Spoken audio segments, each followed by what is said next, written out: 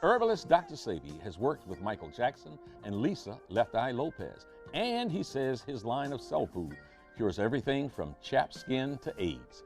He'll talk about his life growing up in Honduras from the campus of historic Howard University, located in the nation's capital.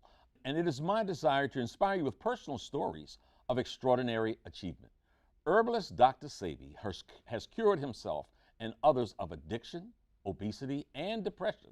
But when he claimed to cure AIDS, he found himself arguing in his own defense before the New York Supreme Court, a case he won. He joins us now to talk about the case, his life, and his incredible work. Thank you so much for joining us. We want to find out today, we want to know everything about you today. Okay? Now, I've got viewers out there who I'm going to bet some struggle with something that I've struggled with all my life. This handsome face right here is always a whole lot cuter when it's 40 pounds less on it. So we could start anywhere. Weight loss, AIDS, cancer, whatever it might be. But if I want to lose, and some of my beloved viewers want to lose weight in a healthy manner, but in a fast manner, what should we do first? Well, in answer to your question, I have been struggling with weight since 1964. I was 291 pounds. Now, I only weigh 120, and I'm 6'2". I wanted to know what it would be like to be on the other side of being big. And I want to see the benefits of it, because I've been told that there is such thing as the standard weight per height measure. Yeah. But we cannot live by those measures. You're Those 6'2" and 120. That's all I weigh, 120 pounds. And trust me, I haven't felt this good in my whole entire life. What I did in the last 6 months, approximately 8 months ago, I stopped eating for 64 days. But I made a mistake. I made a mistake because I had a speech to do in Philadelphia. And by not eating for those 64 days, I was going for 90 days. But I remembered I had a speech to do in Philadelphia. So when I went to do the speech, I fainted. I had to faint because I was talking too long and I was not eating for 64 days. Yeah. What I've done was to discontinue anything that had glucose. Glucose is the underlying enemy. Whenever you indulge in glucose, it would be difficult to lose fat. Mm-hmm. I live in Honduras. Yes. Okay, and California. In Honduras, I discovered a plant known as Cusca. Okay. Cusca is a plant that the Maya used to use. Mm-hmm. And they used another one known as the teosinte. Okay. I eat those plants. Those plants does not have starch or glucose. Uh-huh. You will look at your body losing weight and you're going to get frightened. You use the word frightened. I've been afraid, I've been scared since I heard you say that you gave up food for 64 days. What did you do during that 64-day period of time that sustained you, that gave you enough energy to just even get up out of the bed? Well, I was in the village of Usha in Honduras. We have thermal waters there. We have a thermal water there that has a pH of 9.8. A pH of 9.8, meaning that this substance has a high level of oxygen. Uh-huh. And it is oxygen that the body needs. Okay. Not rice or beans or a piece of meat. Mm-hmm. It needs oxygen. That is the fuel of the body. So I drink the water and I would eating that Cusca. Uh-huh. This is a plant that I just discovered lately that the Maya used to eat. Okay. Cusca is delicious. It tastes like cucumber. Uh-huh. So I ate that, the Cusca plant, I drink the water, and that was it. And did you have like what would be your normal kind of everyday routine? why you went that long without water? I hear you say you were coming to Philadelphia to do a speech. To speak. So you were traveling, and I mean, you just weren't. It's not like you were bedridden. You were active. No, I wasn't bedridden. Mm-hmm. I wasn't bedridden at all. I was working in the village because I have a lot of work to do. I have a lot of work to do in the village, building these huts and directing certain programs. Yeah. The organic electric agriculture program that I have going. Mm-hmm. So I was busy. You'd be surprised what water does. You see, water, I learned the uses of water in Ecuador. The people of Vilcabamba, their diet is 78% water, 22% solid. Because the body doesn't need that solid food. It needs fuel, and the fuel comes oxygen and water. Let me ask you, you said the pH Yes. in your village, where the thermal water is, Yes. is 9.8. 9.8. And that is compared to what would be in the American water system here. Any idea? Well, 9.8 is a very high level pH. It's hydrogen ion concentration. A high level of pH ensures that you have the amount of oxygen that the body needs, also the minerals. You find that in the thermal waters. In America, there is water here because there was Trinity. Trinity water was thermal, and it was 9.8. Yes, you find it in America also. So let me ask you, so in essence, aside from the plant and the water, you fasted from all other kinds of solid, solid food. Oh, yes. Okay. How long ago was that? That was only about 8 months ago. And you have a baby on the way now. Yeah. She's pregnant. Okay. You're 82 years old, and I'm putting some emphasis on this because it is highly unusual. Do you maintain that it shouldn't be so unusual, or that it's not something so extraordinary about you that other men ought to be able to produce? Men could do it. Other men could do it. Any man could do it. What I did was to depart from the usual diet that most men indulges, changing the diet, because remember, I was impotent. I was impotent at 30. How was it that I could have been impotent at 30 and I'm making babies in my 80s? A whole lot of viewers out there want to know. Sure. But see what happened, the information that I got in 1964, many brothers and sisters may not have received that message yet. And that message is what? That message came from a Mexican. The message was showing gene food consistency, meaning your cellular predisposition determines what you should eat. So when I went to Mexico, I had already traveled to Russia. I was in St. Petersburg. I was in London. I've been to Spain.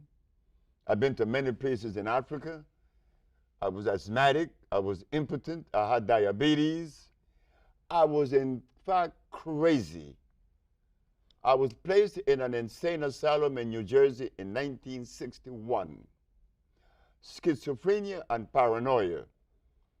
So I'm schizophrenic, paranoia, I'm impotent, I'm diabetic, I'm asthmatic from birth. So I go to Mexico. And the man asks me, where are you from? I said, I am from Honduras. He said, we cannot talk. I said, why? Because black folks doesn't come from Honduras. Okay. Maya come from Honduras. Maya and Paya and Lenca. So where you from? Oh, I'm from Africa. Now we're talking. Now because you are from Africa, do you believe that God was drunk when he put black people in Africa? I said, no. Well, do you believe that he put a diet there for you? I said, sure. And what's the diet? Rice and beans and potatoes and yams and cows and hogs and lamb. He said, not so. That's not the diet of an African. What is the diet of an African? He said, the same as the Toltec and the Olmec, all that which is native. But I didn't know these things because I was a Muslim. Okay. You know, I was in Islam. I love Islam. Yes.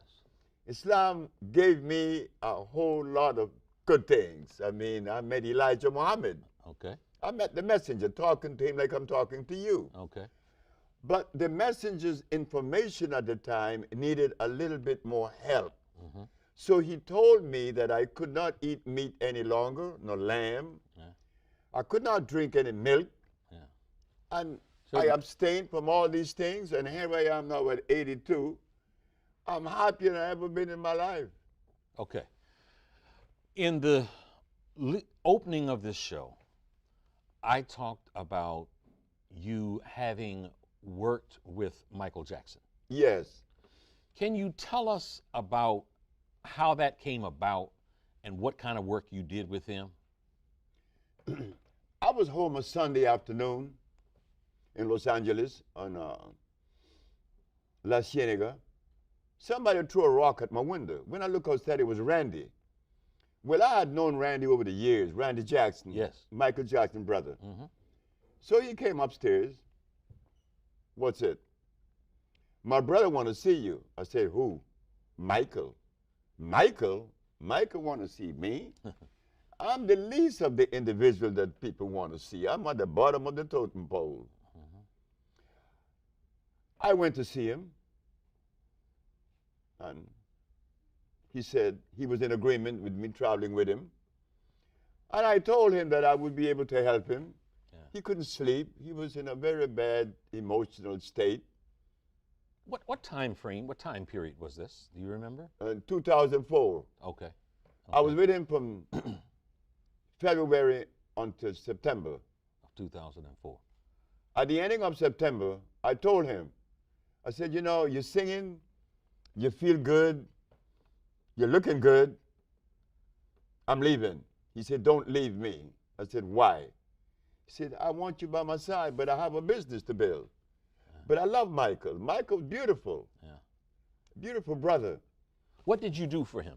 What I did for him was this. I gave Michael an intracellular chelation. An intracellular chelation means that I'm going to clean every cell that makes up every organ that total his biological structure. Because he was full of a whole lot of drugs, you know, the pharmaceutical drugs. Yeah. Couldn't sleep. Yeah. His nerve was shattered. So I began treating him. Yeah. And at the ending of the period, he was doing good, and I left. Yeah. Okay, so let's deal with this, because there might be some folks out there that are looking in here and they're saying, well, how did you learn to do these things, one? And I would say, and I think we have something that we'll end up showing on the screen here, regarding in 1979, I think it was, you were charged in New York City with practicing medicine without a license. You were ultimately charged, indicted, and taken before the New York Supreme Court. And I would advise my viewers who might be questioning your authenticity that you won that case. Now, so the charge was practicing medicine without a license and claiming that you had a remedy to cure AIDS, cancer, and diabetes. So the question is, how did you win that case against what some people say are the toughest prosecutors in the land? Well, it was 1987. 87, not 79, 87. The 10th of February. Okay.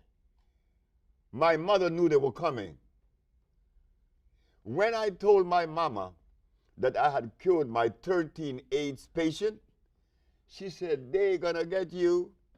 They're gonna get you. So let me stop you there. You said I cured my 13 AIDS patients. Yeah. So you had 13 patients Yeah. who had AIDS. Yeah. And then you say You cured them. Sure. Keep talking. So my mother said, they're going to get you. I said, but Mom, why are they going to get me? Because you must remember that you live in a society that support a certain philosophy and a certain system. You being the color that you are, black, and then you're going against the grain, they're going to get you. So when I'm in my office on February the 10th, here come the detectives. You are charged with practicing medicine without a license, selling product not approved by the FDA, and claiming to cure AIDS and other diseases. Mm-hmm. I said, yes. Well, you are making a fraudulent claim. Mm-hmm. I asked the detective, how do you know that? Because you were advertising in newspapers. Of course. I advertised in the Village Voice, the Amsterdam News, and the New York Post. And you were telling people through your advertising that you can cure AIDS, sickle cell, lupus, herpes, blindness, diabetes, paralysis, and others. Okay, so they come knocking on the door and so knocked on my door and took me to jail. But the funny thing about it, I was happy. I was very, very, extremely happy. When everybody in my office was crying, I was happy because my mama told me they were coming.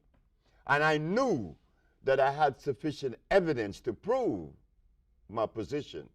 Not only scientifically, empirically, historically, and whatever way they would desire. So while I was in jail, I'm saying, I wonder what defense they would have against me. Yeah. I would like to know.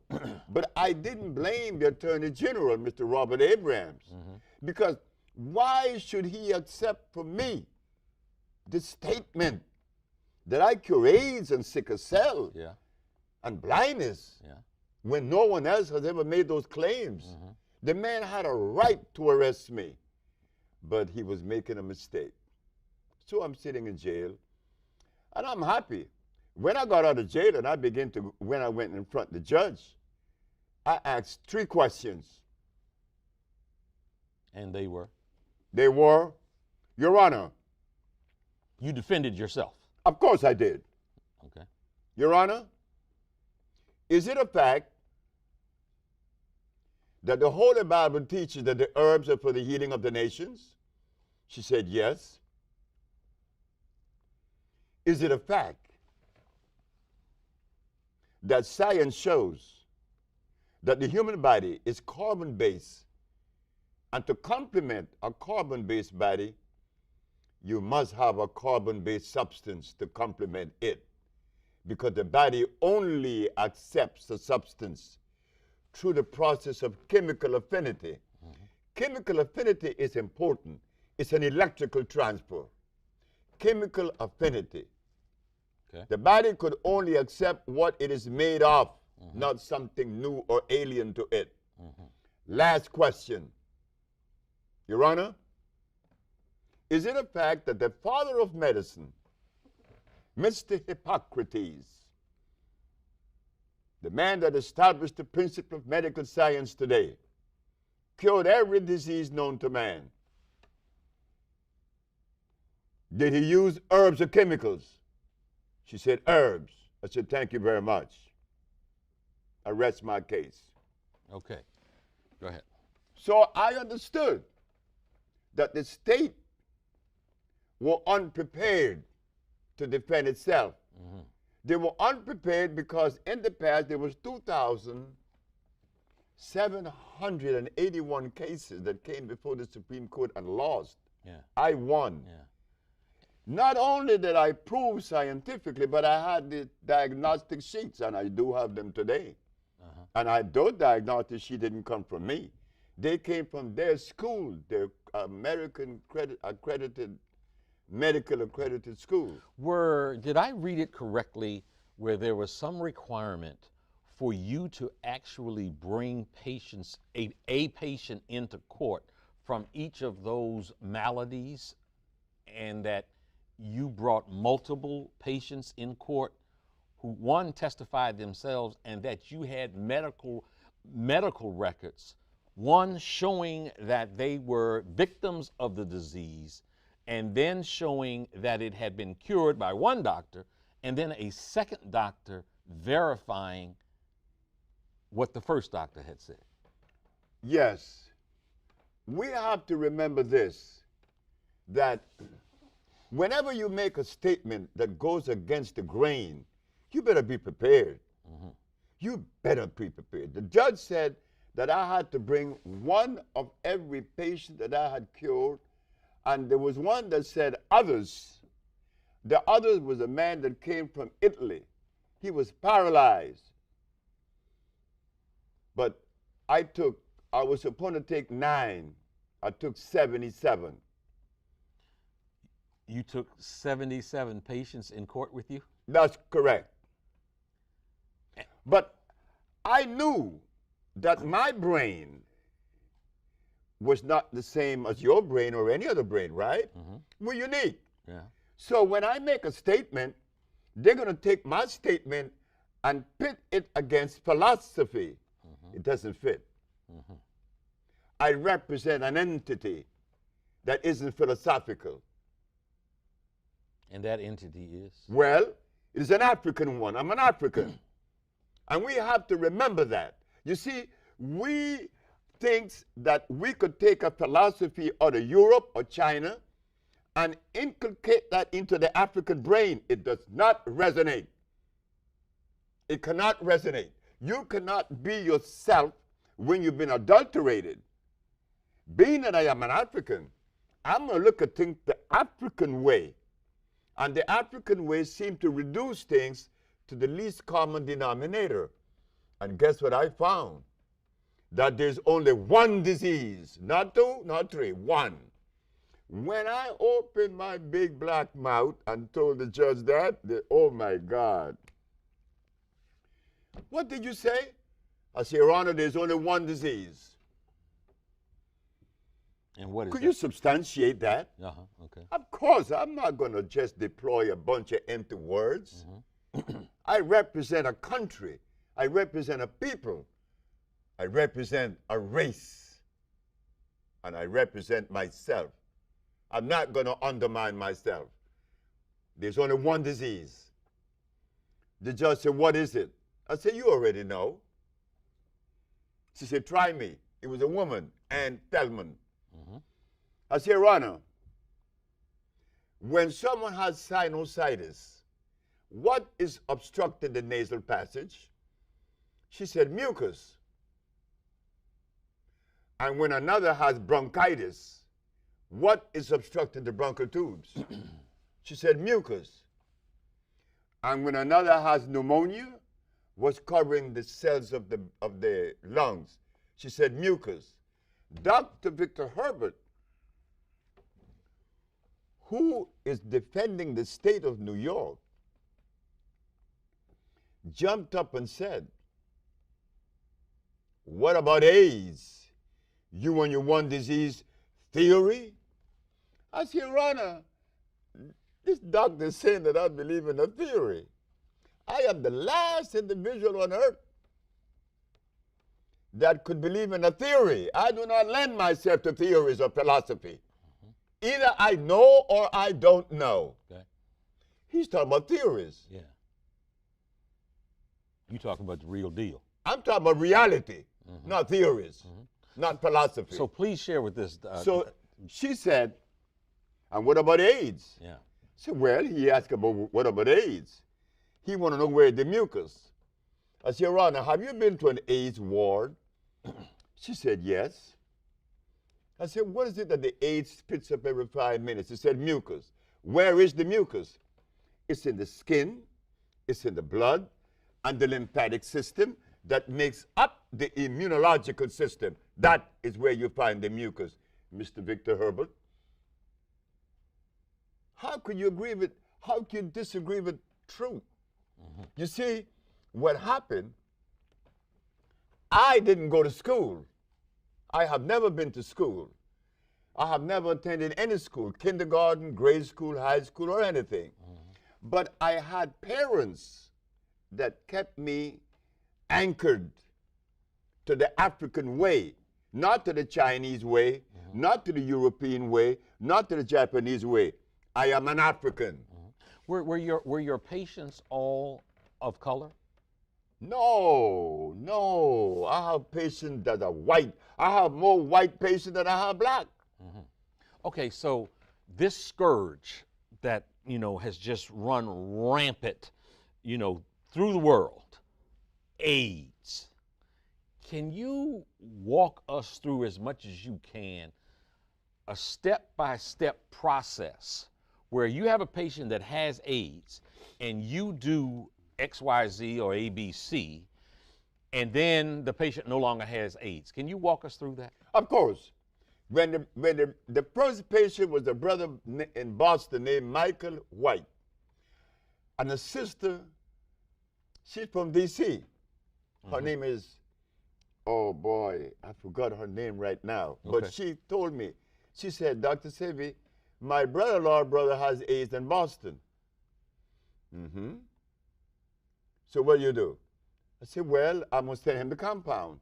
The compound that I made were made to cleanse the cells. Okay. They come in the category of phosphates, carbonates, iodides, and bromides. Now we are entering the science of biochemistry. Okay. These are food and vitalizers. I remove from the man's diet lactose, uric acid, and carbonic acid, milk, starches, and meat. By removing these things from his diet and then cleansing his cells, he began to see recovery in 24 hours. And so it went. They kicked him out of the hospital 2 weeks later. Memorial Hospital in Boston, Dr. Bonanno. Then there was a young man in D.C., Zelma Peterson is her name. Zelma Peterson. Yeah. She was the one that introduced me to my second AIDS patient, and from then it was all the way alive. Okay. Now, you have documented. I got proof now. You have proof. I have books with the documents in it, diagnostic sheets. Yeah. And the medical world still puts out that you are a quack, you're a crazy man, you're not credentialed, and that you run scams on people. But you have documented proof of healing people. Now, I know that you have you reference a compound in Honduras. You also operate out of Los Angeles also. So when you get a patient now, if you have a DC patient, does that DC patient need to go to LA or Honduras? Or? No, we treat them. In fact, we send 1,000 packages a day throughout the world right now. Israel, Hong Kong, China, Russia. We have people in the village now from Russia. We have people from all over the world. We send packages all over the world. You don't have to even be in Honduras. But it is good to go to Honduras because the thermal waters are there. Yeah. And they accelerate the process of healing once you immerse your body in it and you drink it. You speak of Honduras. Now, about the medical science saying that I'm a quack, yeah, I do not blame medical science for making that statement, because my race has never done anything on that level of endeavor to express itself able to cure diseases on that level, in other words. So, sure, I'm a quack, but I don't care what they say. Yeah. What I was concerned with, not medical science, because I know that they're the one that is violating. I am not the violator. Hippocrates did not establish the school of medicine by using chemicals, because the chemicals cannot assimilate. A chemical cannot assimilate with the human body. An herb can, because they are electrical. Okay. herbs are electrical. And we have yet to understand that. I was concerned with the black leadership of America, not medical science. When I had cured these people of sickle cell and lupus and herpes and blindness, I was happy. I said, now I could go to all the leaders. I could go to Minister Farrakhan. I could go to Jesse Jackson. I could go to Al Sharpton. I could go to Oprah Winfrey. But what I found out, I was mistaken. I was wrong. They are not interested in the healing of any black people. That's an explosive claim. That is not an explosive statement. That is a reality. There isn't a black leader in America that is interested in the health of the black race. Do you say that because they refuse to interact with you? They are not in the position to respond. If they were, my first case of AIDS was cured in 1984. Yeah. And since then, we've been curing people of lupus and herpes and cancer and blindness. And not one black leader ever said, well, let us help the brother. That you just mentioned what some people in hushed tones refer to as the C word, cancer.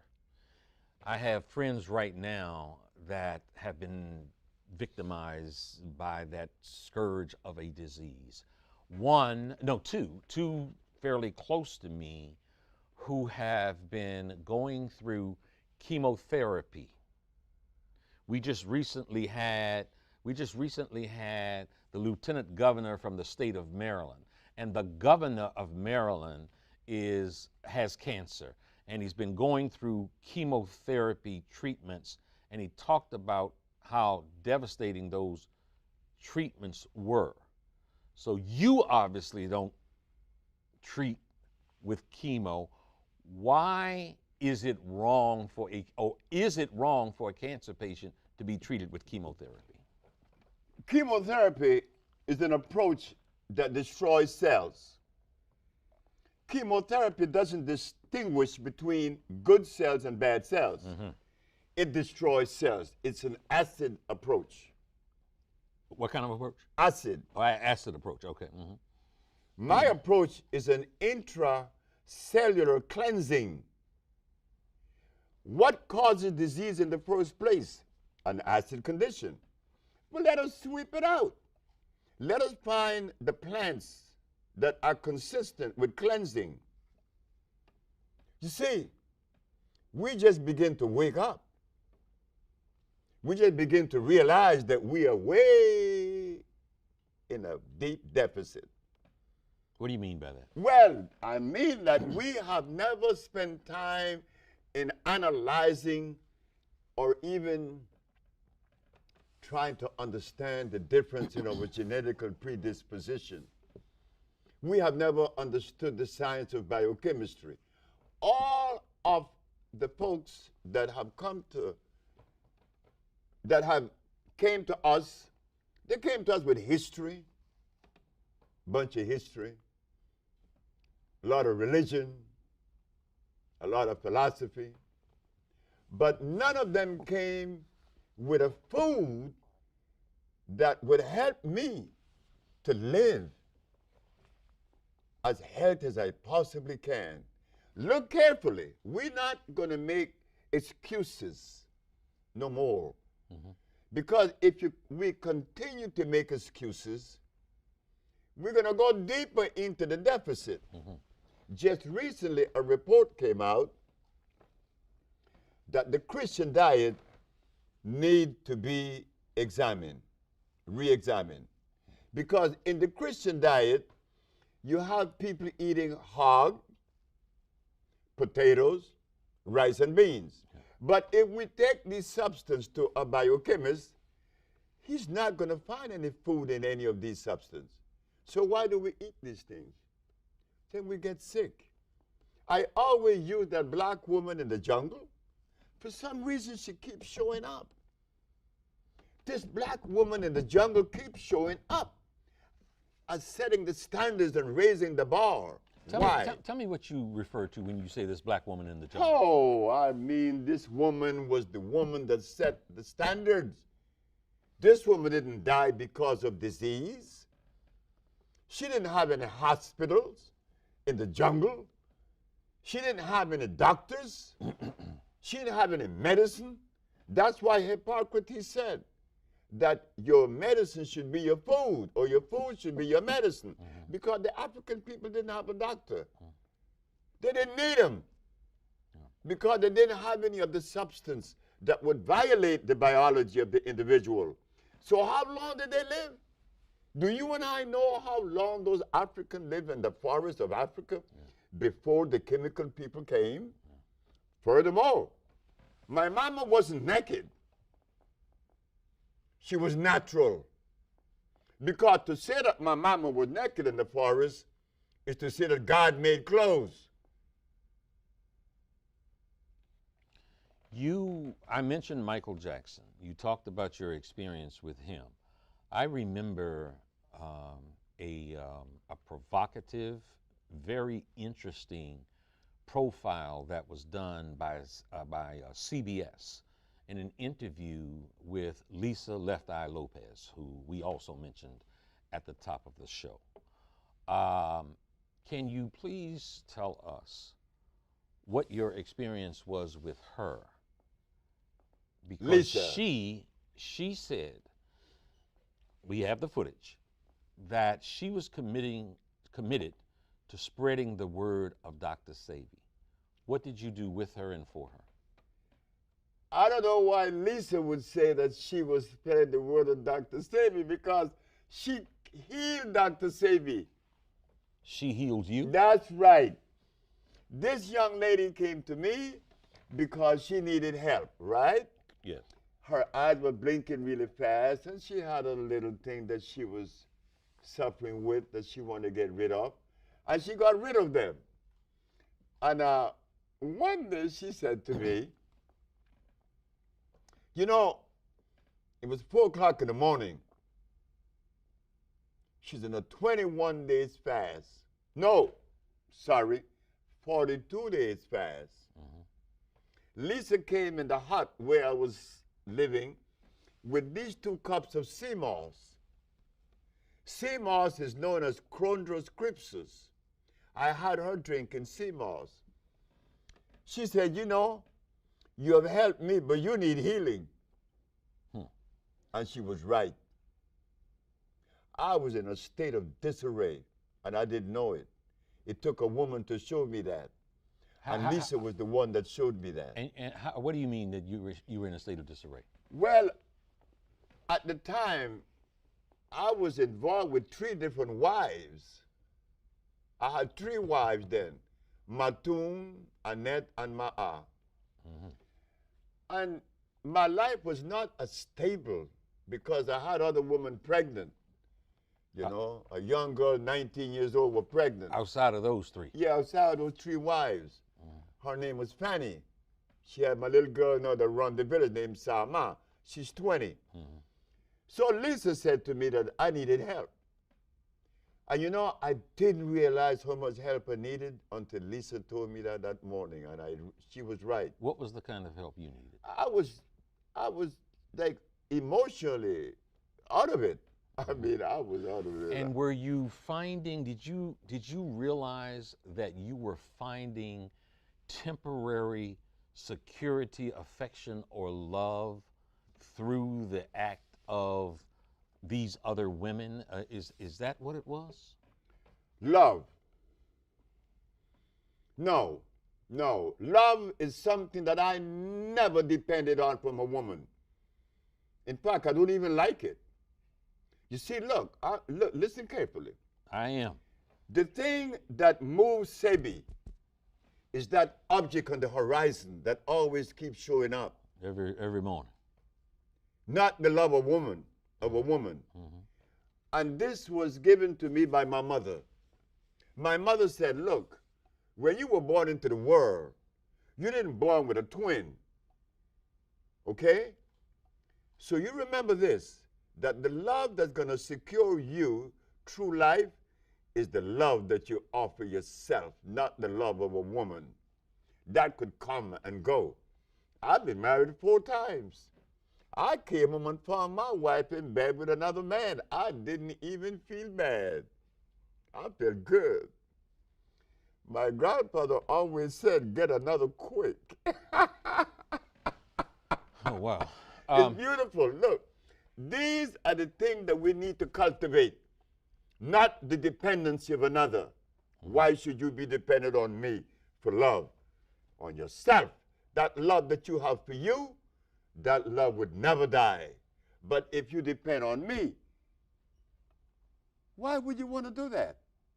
I mean, why would I even want the love of a woman when one day she tells me, well, I don't love you no more? Well, that's fine. Keep on stepping. But my friend John, he didn't do that. He killed himself. Miguel Angel Cruz on the ship, I was a merchant seaman. He killed himself. He jumped over the side of the ship. Over that thing called love. So your love, this word love, we need to re-examine that. I love women. Every woman I've been with, I love now, but I do not depend on their love. You ask about the young lady with us, she says she loved me. She's 25. Ask her. I made it too. I'm supposed to be jumping for joy. Not so. My eyes is on the prize, which is Africa. I don't believe that I would ever feel as comfortable as I would like to feel if I do not accomplish the goal that I'm pursuing. And it is.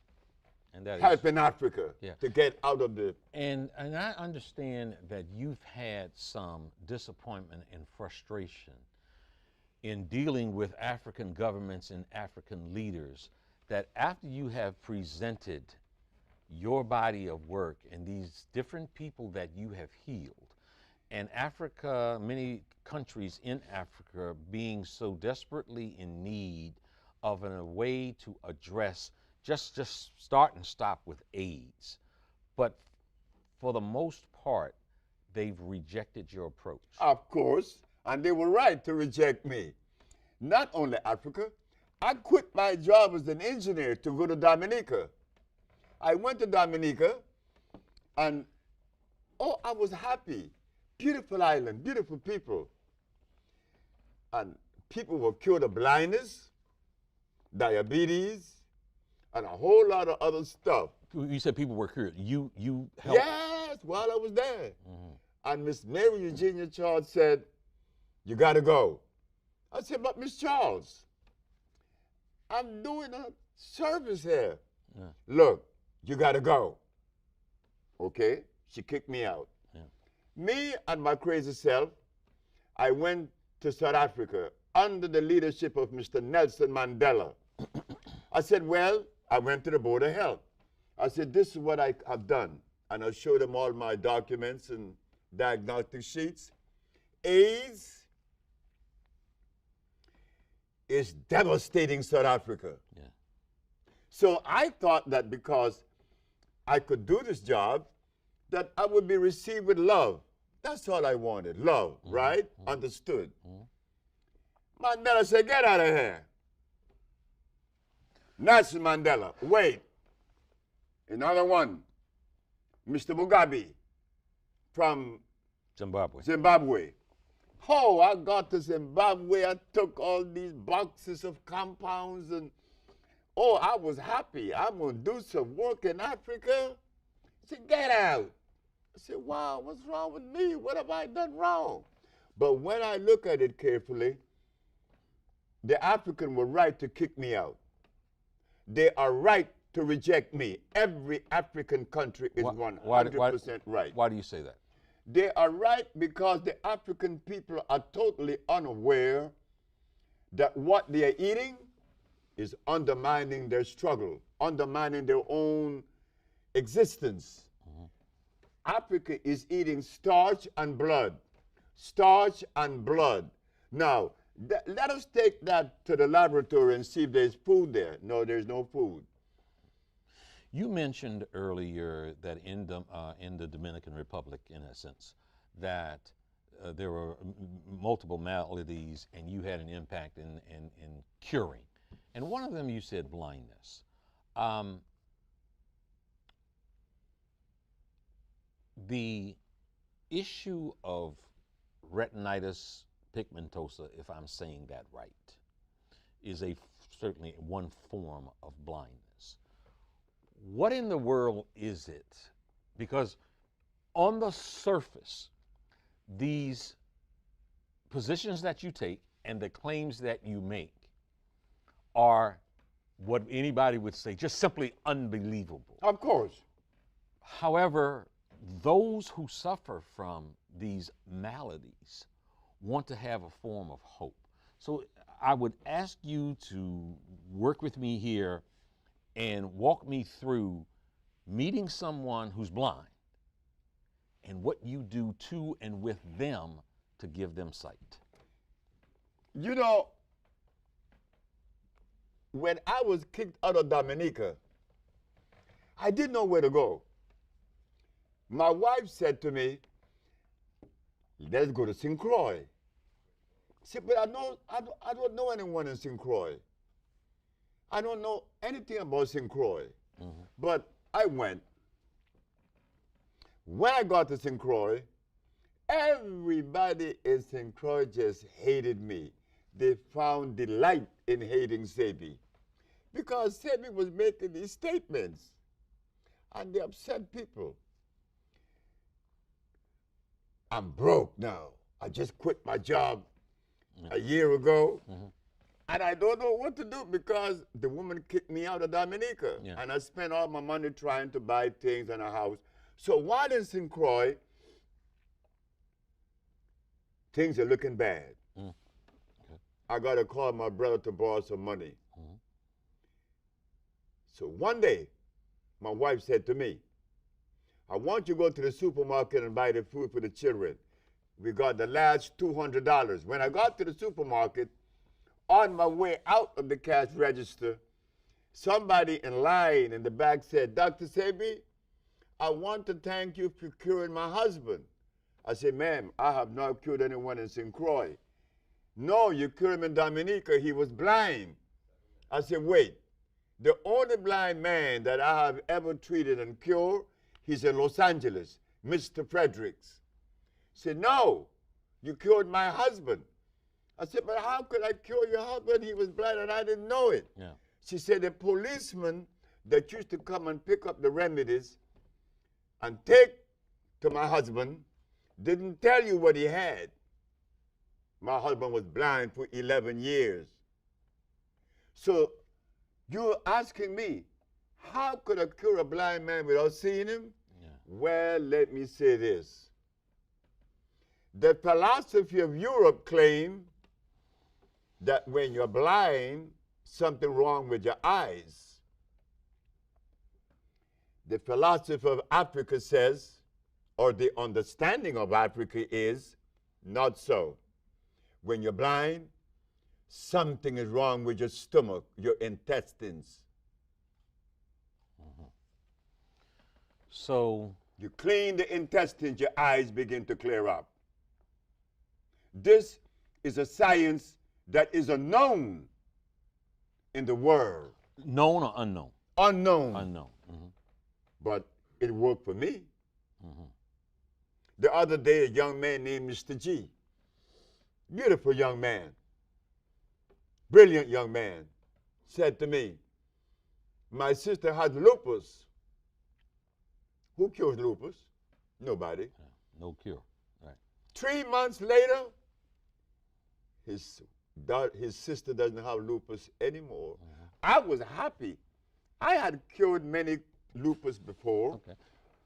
But I wanted this one to work because this is my friend, Mr. G. Mm-hmm. And you know what, Dr. Sebi, I am putting some focus on the issue of this retinitis pigmentosa because I know someone that I am very close to that is 16 years old, a young man. Yes. And very young. He has endured this, and it has it is encroached on him more and more. He's legally blind now. He's leading a extraordinarily productive life, but the lights have pretty much gone out. And to someone like that, to his parents, for example, what would you say would be something that you do that they should try? Well, cleaning the body out again, cleansing again. All they have to do is call the office in Los Angeles, and they will send him a package, and an eye wash and a stomach wash. And immediately he will see results. Immediately. You see, as you said earlier, it sounds fantastic.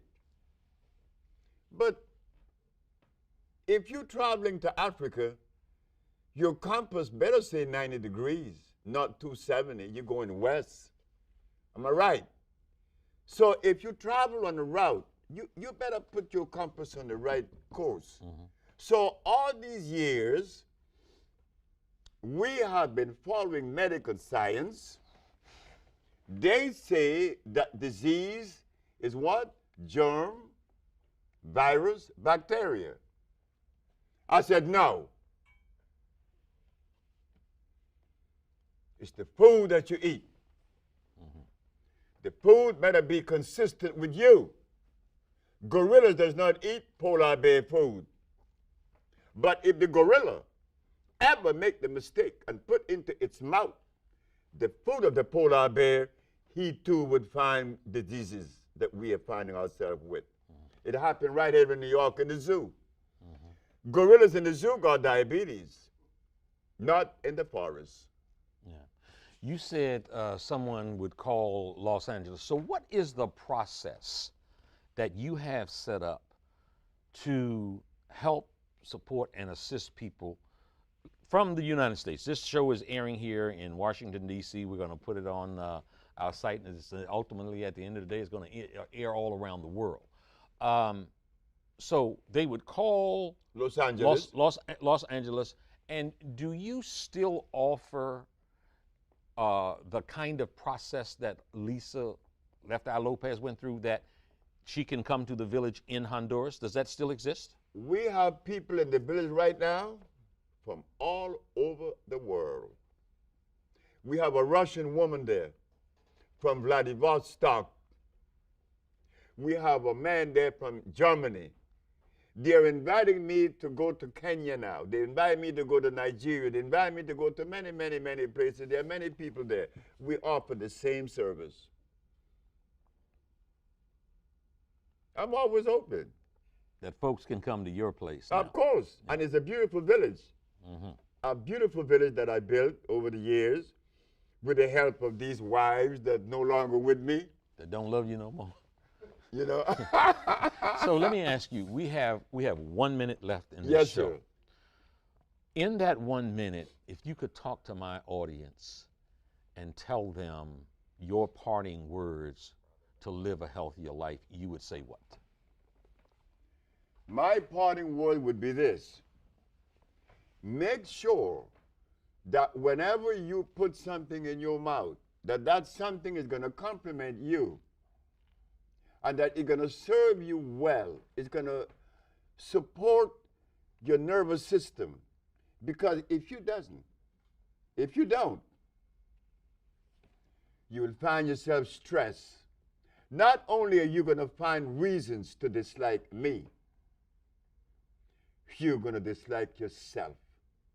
Glucose is the greatest enemy that you could ever be faced with. Avoid it. Because the one thing you want to do is to love. And that love should begin with you. Once you love you, you love the whole world. It's easy. It's delicious to love everybody and everything. There's no better note to end on. Dr. Sebi, thank you so much for joining us. Thank you for inviting me. Yes, folks, I had to have this man here. There was a lot of questions about whether or not he would be someone that should be broadcast on these airways. You decide for yourself. That wraps us for this evening. For more information on this program or any other program produced by WHUT. Go to WHUT.org. I'm Rock Newman. God bless you, and we'll see you the next week.